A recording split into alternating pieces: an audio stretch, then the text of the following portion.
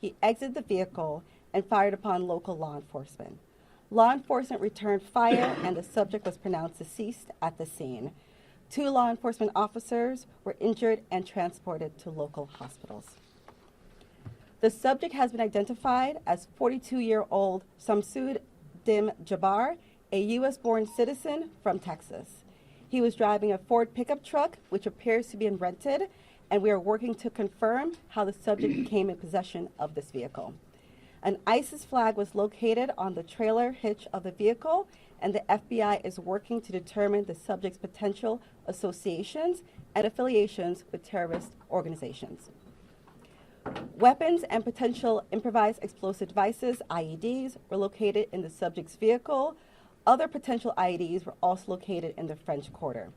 As of now, 2 IEDs have been found and rendered safe.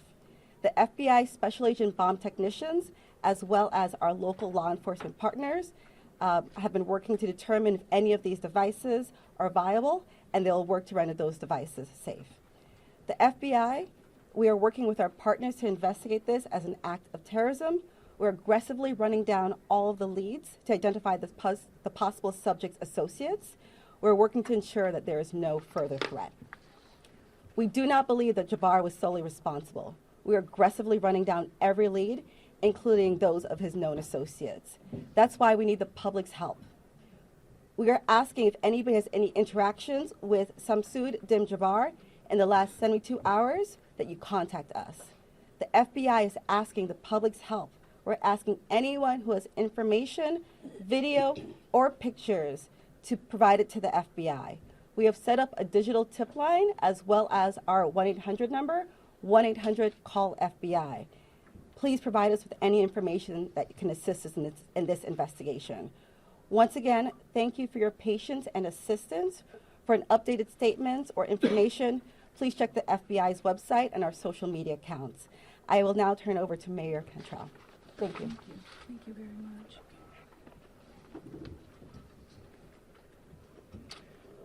Thank you, Agent Duncan, for your leadership and the full support of the FBI. First and foremost, I want to express my deepest condolences to the families and loved ones that were impacted by this tragedy on Bourbon Street and in the heart of the city of New Orleans. And I know that the entire New Orleans City Council grieves along right with me, no doubt about that, and our people and our families. My priority will continue to be to ensure that victims that remain on Bourbon Street now will be serviced and removed as soon as possible. But as stated, the FBI is in charge of this investigation and are doing everything necessary to make this happen. I also want to acknowledge hearing from President Biden, all of our federal partners, but most importantly, calling Governor Landry this morning, responded with haste. And we do say thank you. And of course, a demonstration of a unified support is right here in this room. That's how we collectively responded to this tragedy in the city of New Orleans. The mission now is to facilitate, support, and coordinate safety procedures to keep our residents and our visitors safe. I've gone to the hospital along with Chief Kirkpatrick to visit our police officers, and considering their injuries, they're doing well. As I mentioned, this investigation is ongoing, and the FBI remains the lead in the investigation. It is an active crime scene as well. We are committed, no doubt, to uncovering all details surrounding this tragedy. And we're taking every necessary step to put even more safety procedures in place, especially given the nature of the investigation. I'm going to ask people to do not go around our secured area if there is no essential need to do so. It matters, and again, it is an active crime scene. I also want you all to know that the Greater New Orleans Foundation has set up a fund to assist victims, and that information will be provided to you. Thank you, Ganoff. Again, I want to thank this unified team. We're leaning in. We will be relentless, and we will do everything that it takes to render real justice. This team will. I want to also just thank our citizens for your heartfelt prayers. New Orleans is a world-class city, and I can say that I've heard from world leaders all this morning and up until now, in addition to my brother and sister mayors across this country. They're calling, they're responding, and they're standing with the city of New Orleans. And what they always say and want me to reiterate, they understand the resilience of this community. And we're strong in that regard, and I will say second to none.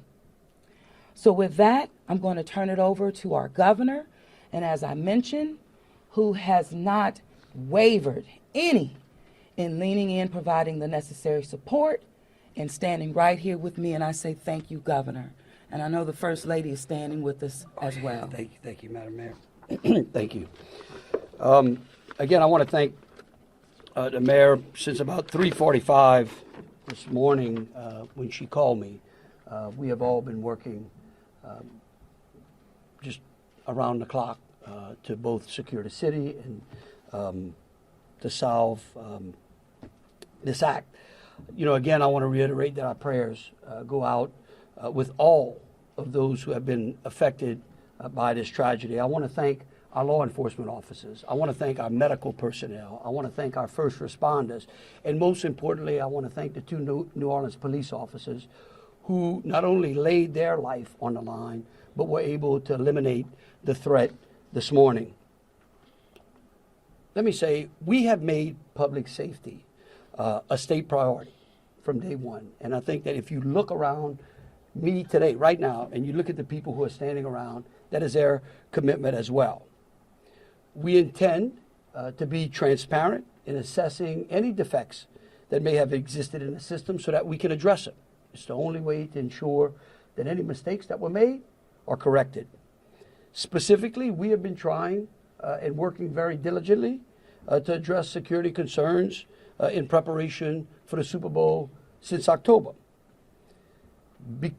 And it's interesting because, ironically, in preparation for the Super Bowl, I had intended to issue an emergency declaration tomorrow so that we could bring all of our federal, state, and local agencies to bear in preparation for the Super Bowl and Mardi Gras. But because of the events today, I have amended that emergency declaration and issued it today. So again, that declaration will allow our federal, state, and local partners to bring all of the resources necessary to get this city safe. In light of that executive order, I have also ordered the mobilization of a military police company.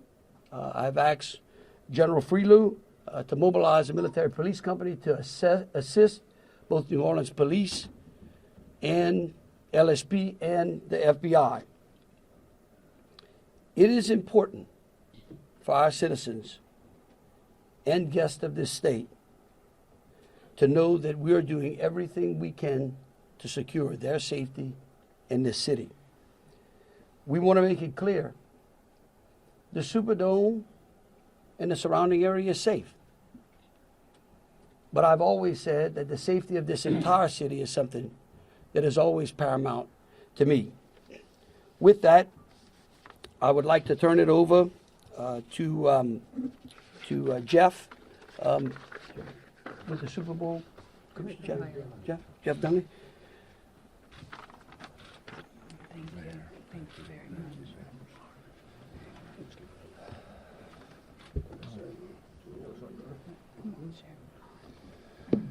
Good afternoon. Obviously, we wish we weren't here for this reason today. The Sugar Bowl Committee has a 90-year history at being a good corporate citizen for the city of New Orleans, and that's why this tragedy hurts us as much as anybody right now. So our condolences, thoughts, and prayers go out to the victims and their families as we all work through this. Of course, anytime we have a major event in the city of New Orleans, public safety is paramount, and we have full faith and confidence in the governor and the mayor and all the assets, the federal, state, and local resources that they've applied to this event so that we can ultimately bring those responsible to justice and carry on with the major events that we have in front of us. Speaking of which, we were scheduled this evening to have a CFP quarterfinal played in the Superdome at 7:45. We have been in consultation with ESPN, with the College Football Playoff, with the Southeastern Conference, with the University of Georgia, with Notre Dame, all parties, and all agree that it's in the best interest of everybody in public safety that we postpone the game for 24 hours. Work is fast about to set up a safe and efficient and fun environment for tomorrow night. There'll be more details on that in the coming hours, but for now, that's the plan. We're going to move forward and play the game. And again, we reiterate our thanks to everyone up here for the important work they're doing. We live in the fun and games world with what we do, but we certainly recognize the importance of this, and we're going to support it 100%. So thank you. Thank you. I'd like to bring up Senator Kennedy.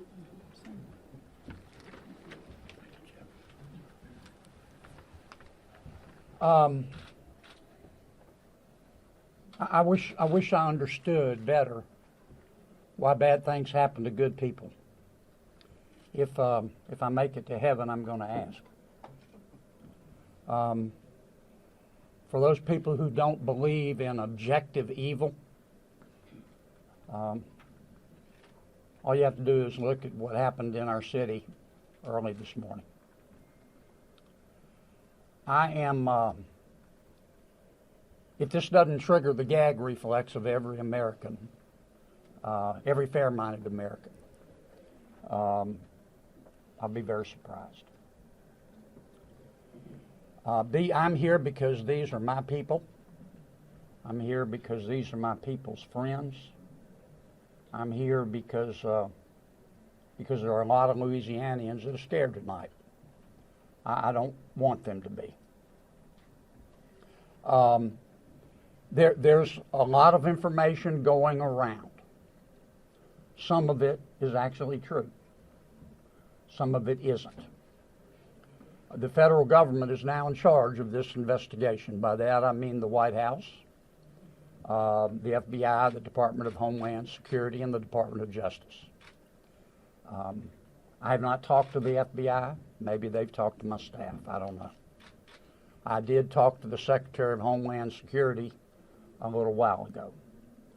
And I told him that with all the respect I could muster, that we expect to put the full force and resources of the federal government behind this investigation.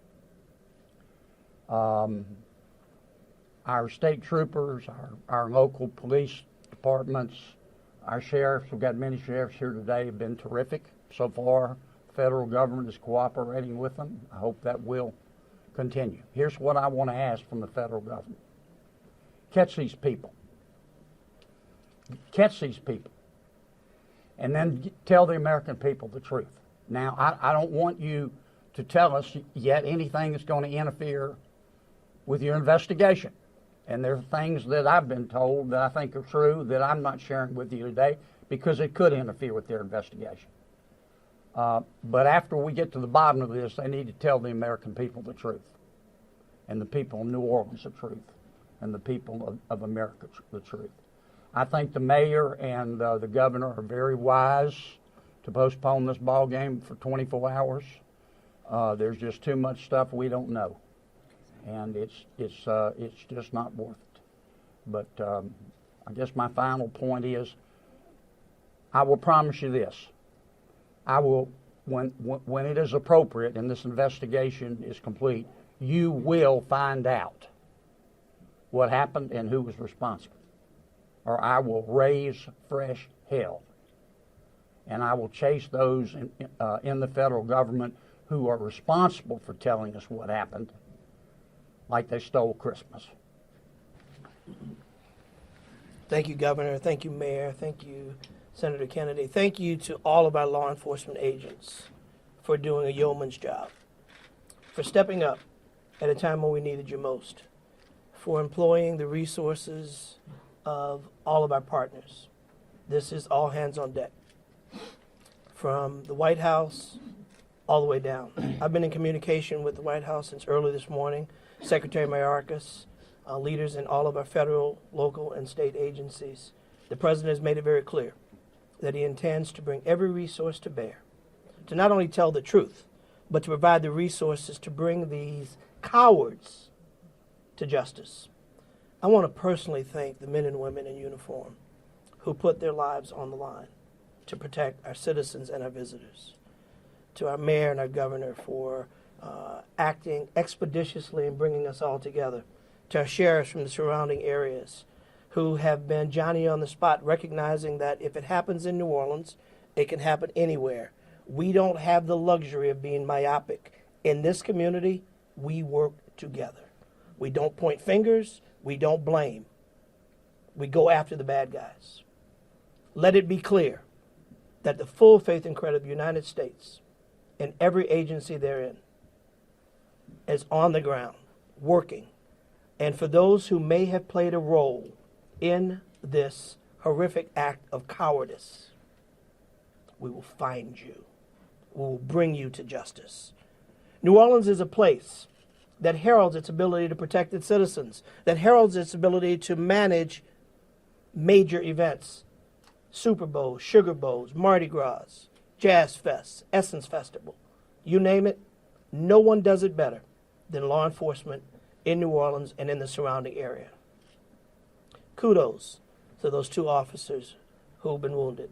Our hearts go out to those who lost loved ones. Our hearts go out to those who are wounded and on the mend in the hospital. Citizens, now is the time to stay calm, to be vigilant. This is not a time to come out to sightsee. Listen to your federal, local, state officials. Be vigilant. If you saw something, say something. If you know something, tell someone. There are tip lines, there's information available. Please, all hands on deck. Rest assured that the decision that was made to postpone the game was not done lightly. It was done with one single thing in mind: public safety. Making sure that the citizens and visitors of this great city, not only for this event, but for every event you come to in Louisiana, that you will be safe. And we will use every resource possible, as the governor has said, as the mayor has said, and every law enforcement agent here has said. Our energy, our commitment will be to make sure that you are safe now and for every event in the future. God bless you, and let's stay strong. Thank you, Congressman. Attorney General.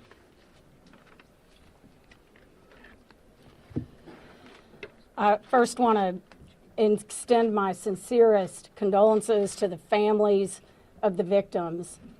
Parents got a phone call early this morning, that no parent ever wants to receive. And as a parent of children who come to New Orleans and spend time here, I know that that is just something that, you know, we hold our breath sometimes till they're home safe, and some people did not come home safe. And we also have some people who are fighting for their lives right now in the hospital. So I'd ask everyone to pray for them. They need our support and they need our prayers. This was a heinous act, a heinous, cowardly act, and we will find them and we will bring them to justice. My office will be providing both investigative and prosecutorial support to the city of New Orleans, to the district attorney, Jason Williams at New Orleans, as I have done for months. We will continue to do that. We will provide the governor with whatever support that he needs and the office of the Governor's Office of Homeland Security, whatever support that they need. I'll be here to help. I will be here to stand with the city of New Orleans. We will bring them to justice. Thank you. Thank you. Thank you, Governor.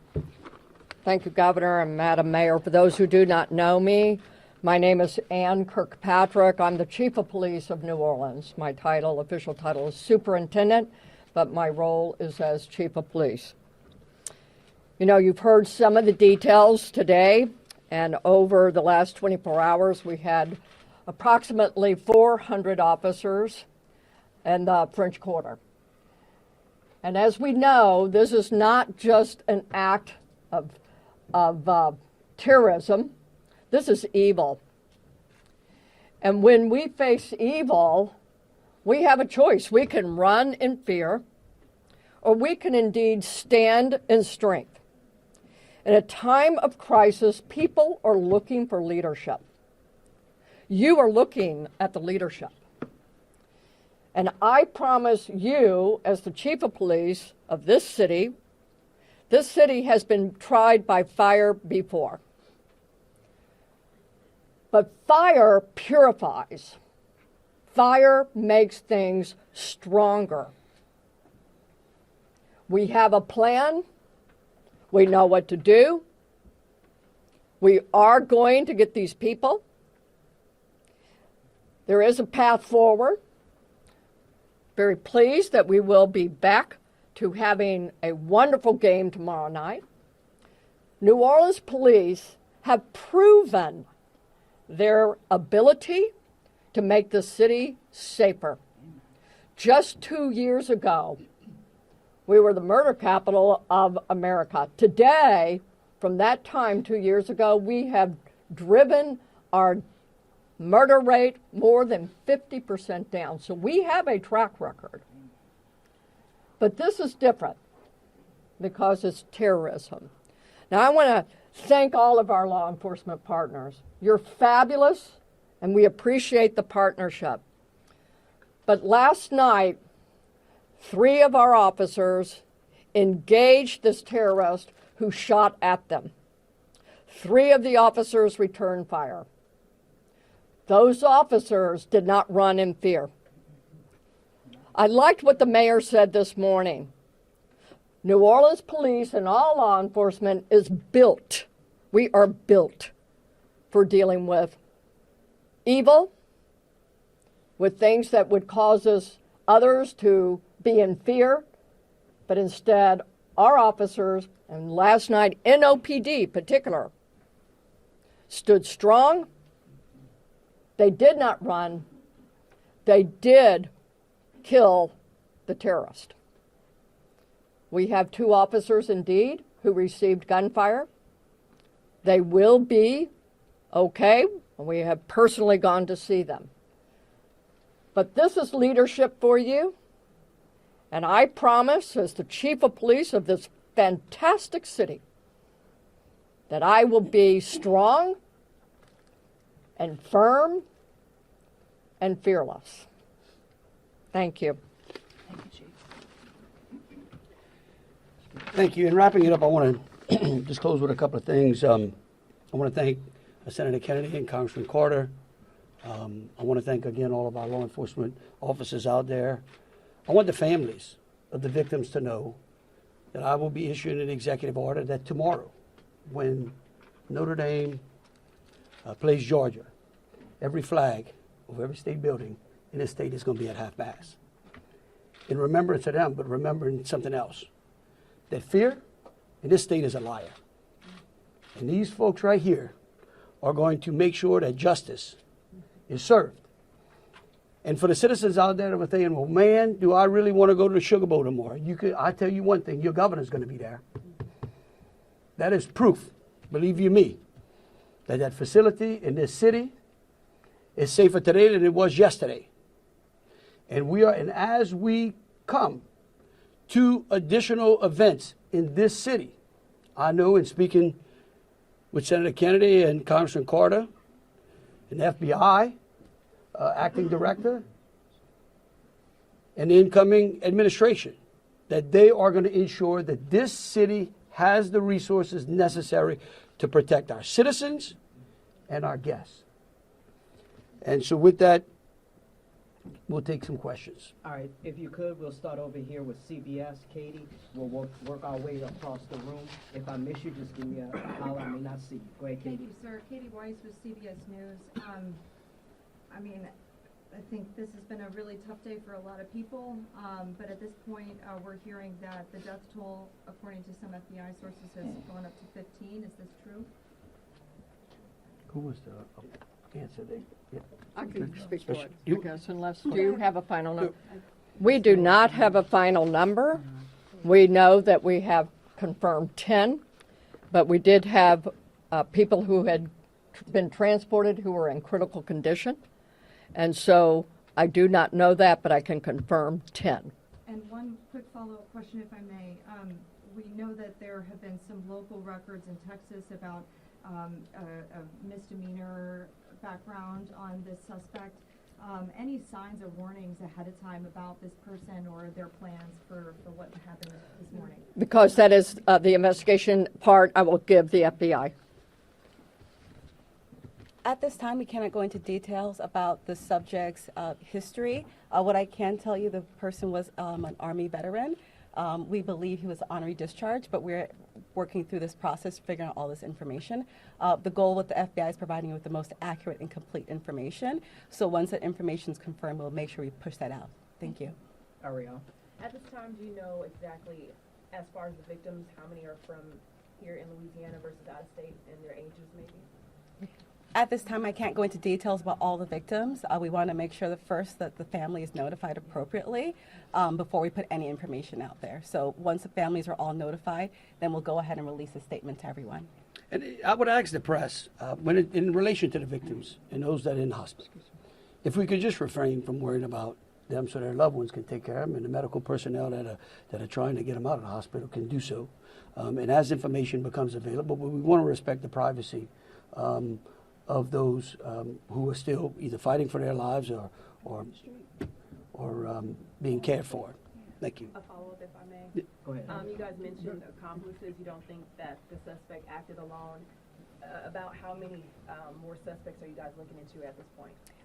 It's a range of suspects. Right now with the FBI, we do not want to rule anything out, so that's why we're asking if anyone has had any interaction with the deceased subject, Jabbar, in the last 72 hours, provide us with this information. You can provide us that information through 1-800-CALL-FBI or our digital tips line, which is available on our social media website, as well as the big FBI website. Can I say something right quick? Tell me who you're with. WDSU. WDSU. Okay, and CBS. NBC's over here on the right. Oh, that's an unusual position. I don't get it. You wouldn't. Look, the FBI is not going to be able to answer those questions, okay? They will eventually, I promise you, okay? Once the FBI has a chance to investigate all this, along working with state police, working with Homeland Security, working with the city of New Orleans, they're going to tell you what happened. I can promise you that, or I'm going to raise fresh hell. But right now, they're in the process of trying to catch the other bad guys. And I want to give them the benefit of the doubt for a while. 26. Yeah, I had a question about the victims. I know that there was obviously gunfire exchange, so I guess how many victims were shot and then how many were injured? Look, again, let me reiterate both Special Agent Duncan and Senator Kennedy. There's a lot of, I get that y'all want to know minute details. What we don't want to do is impede this investigation or spend any time talking about things that don't get us closer to hunting these folks down and securing the city. And so at a particular point in time, we will release as much information as we can. But at this time, in relation to the investigation, I would ask y'all to refrain from those. So, ladies and gentlemen, if we were going to just have more of the same, as the governor just said. We're going to provide that information, but we're going to wrap the press conference now. We have a question now. Hold on. Hold on. Let me finish. You weren't listening. If all of the questions are more of the same, what the governor just said in position, we won't be doing that to provide that information. And if you have a quick different question, then let's do that quickly and move on. Okay. My question. You say there are multiple Ma'am. Hold on. Then who was next? We had over here. Hi, Rachel Wolf from the Wall Street Journal. You said you were confident there are multiple suspects involved. What makes you confident in that? Well, like, why would we tell you that? Again, again, we want to answer pertinent questions. But anything that would lead to impeding or endangering this investigation is not going to be said, okay? And we will, as information unfolds, this is a very fluid process. And remember something too. We're doing two things. We're hunting some bad people down, and we're securing the city too. We're getting ready for a Sugar Bowl tomorrow.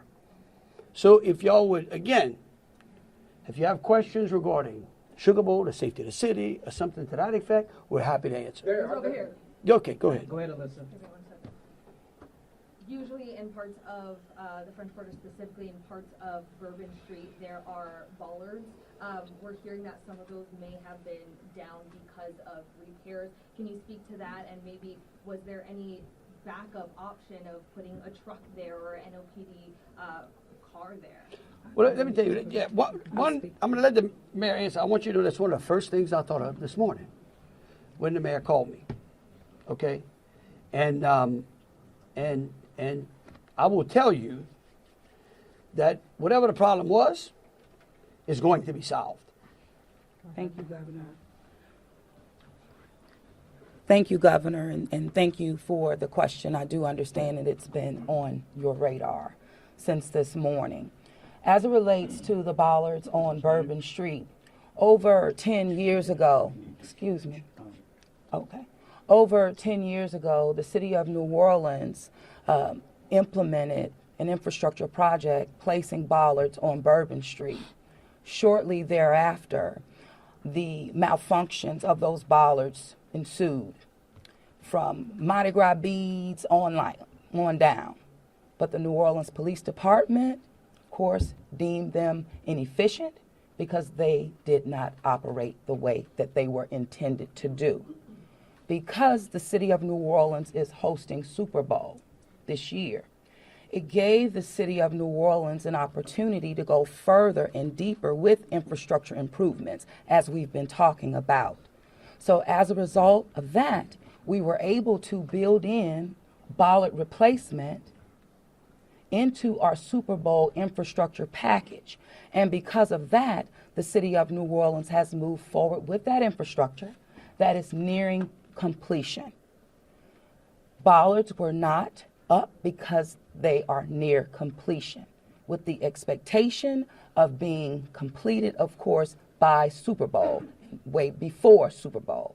But that is the reason. Now, the New Orleans Police Department and Chief, you can speak to the deployment to respond to our needs and existing conditions. All right, so we have been aware of the bollard situation for a long time, and we did indeed harden those target areas where the bollards are. We have patrol cars out there as a hard target, as well as with barriers.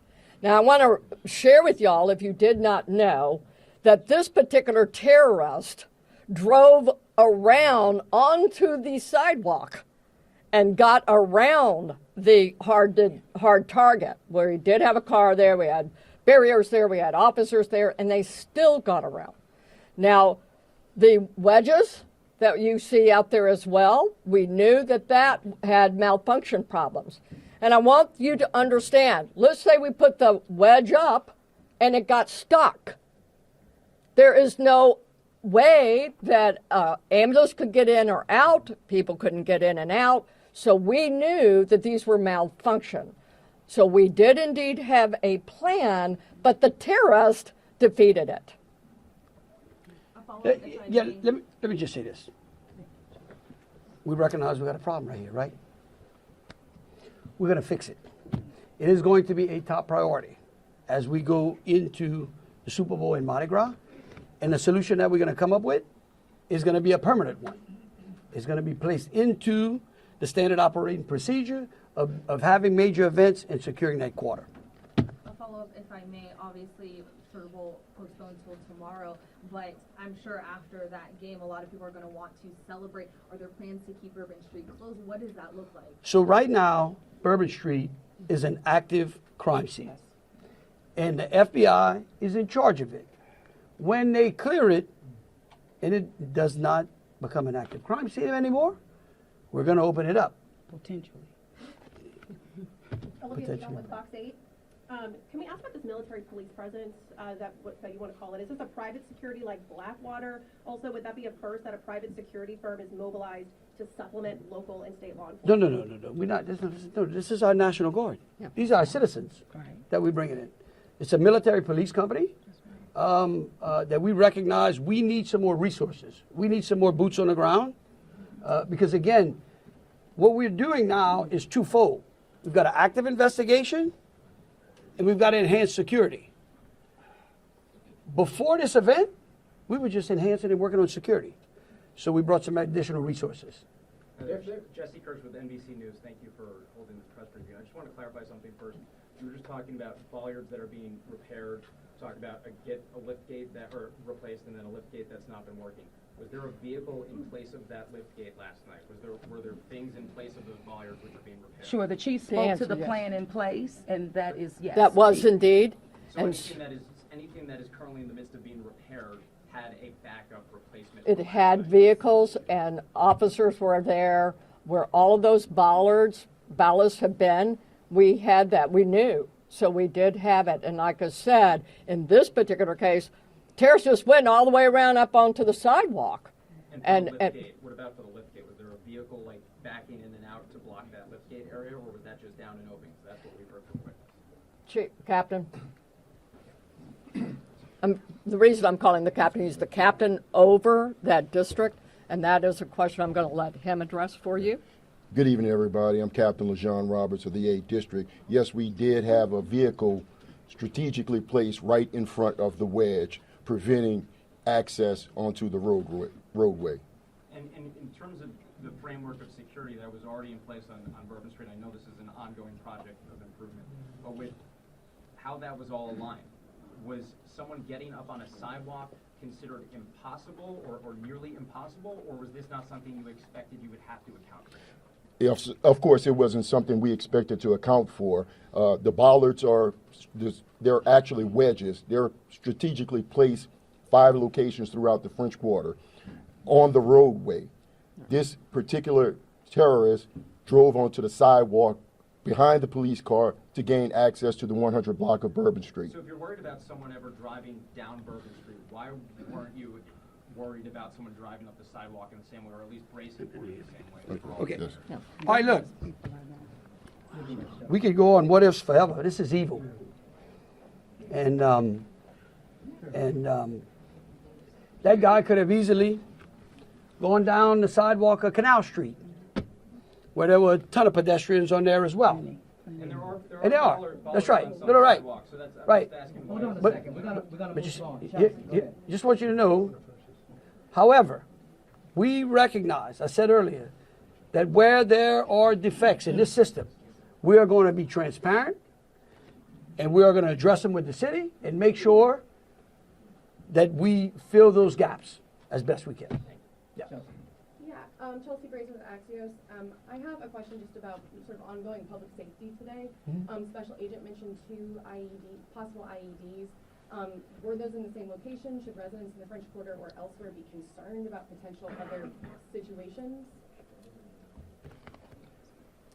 The 2 IEDs, they were in different locations, and what we've done in conjunction with our local and state partners, we've gone through and done a sweep to identify anything that we thought was suspicious, and we have not. However, as I said before, if the public sees something, please reach out to us so that way we can go through and verify that we did not miss anything. But we conducted initial sweeps, I think, starting shortly after our initial Yes, I'm going to thank press you, conference. Agent. I do want to share that we have a plan, and we have been implementing that plan. One of those plans is that we have swept all of these areas. The word swept means we have put officers out there as a grid, walking down the streets, every street in the French Quarter, looking for suspicious packages, bags, ice chests, you name it. And they have been walking it as a grid.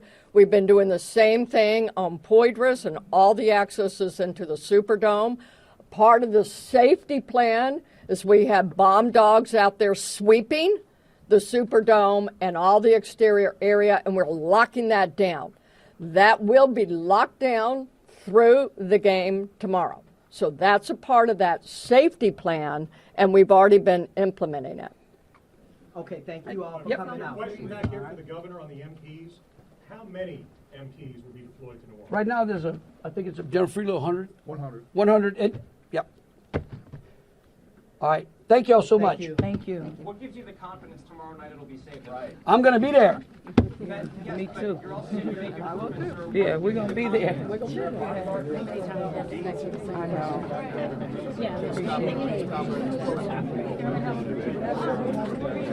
Mayor, I think some of mine were